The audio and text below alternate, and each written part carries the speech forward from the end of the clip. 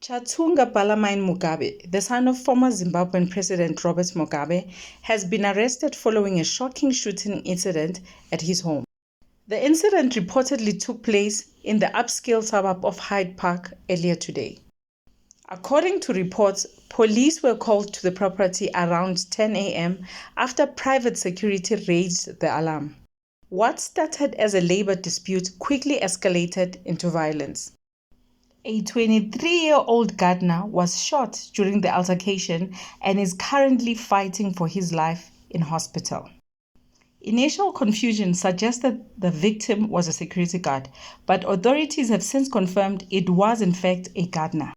Chatunga Mugabe, along with another 33-year-old suspect, was taken into custody after police reportedly had to negotiate access to the property. Both suspects are now said to be cooperating with authorities.